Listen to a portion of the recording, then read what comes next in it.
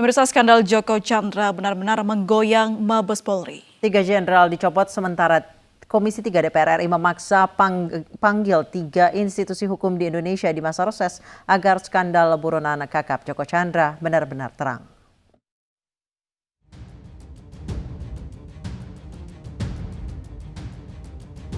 Delete by system, nah itu. Masih diperlukan red notice itu.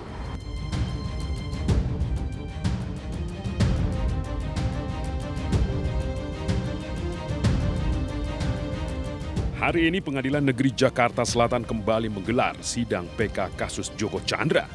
Pihak pengadilan sudah mewanti-wanti Joko Chandra harus hadir, kalau tidak PK ditolak.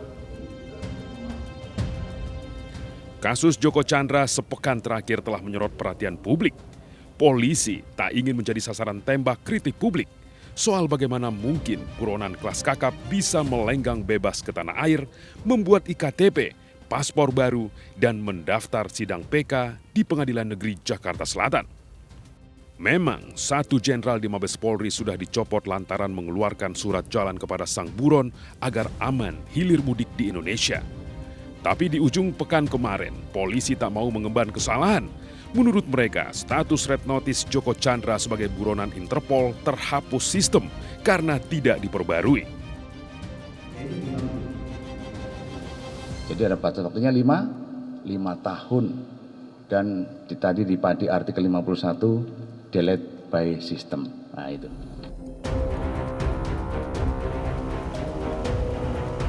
Soal delete by system, Kejaksaan Agung sebagai institusi pemberi status buron Joko Chandra 11 tahun lalu mengaku aneh. Sebab status buron takkan hilang karena Joko Chandra belum tertangkap atau meninggal dunia.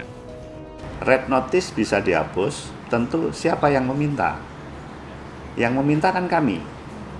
Nah, saya tidak tahu apakah red notice yang dikatakan terhapus di sistem itu seperti apa, kami tidak tahu. Tetapi sepanjang pengetahuan kami yang meminta, apabila itu belum tertangkap, maka pengetahuan kami adalah masih diperlukan red notice itu. Meski polisi tetap bersikeras tidak ada oknum di kepolisian sengaja menghapus status buron Joko Chandra, tapi Mabes Polri kembali mencopot 2 jenderal polisi karena dugaan pelanggaran etis. 1 berpangkat jenderal bintang 1 dan 1 jenderal bintang 2 yang mengepalai Interpol Indonesia. Nah, inilah yang ditemukan oleh Propam bahwa ada kewenangan yang seharusnya itu dilaporkan kepada pimpinan, dia tidak melaporkan di sana. Makanya kita kenakan kode etik. Kacau balau status red notice buronan Joko Chandra membuat Komisi 3 DPR RI ngotot ingin memanggil 3 institusi sekaligus, Polri, Kejaksaan Agung, dan Kemenkumham, meski parlemen sudah memasuki masa reses. Langkah Komisi 3 DPR yang sudah mematok pemanggilan Selasa besok nyatanya tak berjalan mulus. Surat permintaan mereka tidak ditandatangani Wakil Ketua DPR yang membidangi ini, Aziz Samsudin. Tak ingin dituding menghambat penuntasan kasus Joko Chandra, Wakil Ketua DPR Aziz Samsudin buka suara. Aziz Samsudin tak mau tanda tangan karena sesuai aturan, tak ada kerja pengawasan di dalam gedung DPR selama masa reses. Wakil Ketua DPR lain, Sufmi Dasko, mencoba menengahi. Ia bilang pemanggilan Polri, Kejaksaan Agung, dan Kemenkumham di masa reses bisa saja asal ada kesepakatan.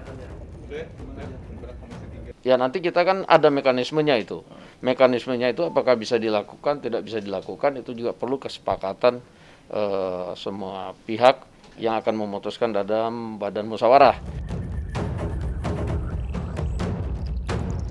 Iya, tarik-menarik kasus Joko Chandra kini sudah masuk parlemen.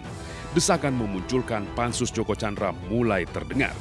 Mereka yang mengusulkan pansus menganggap langkah politik DPR penting demi mengimbangi upaya penyidikan di Mabes Polri.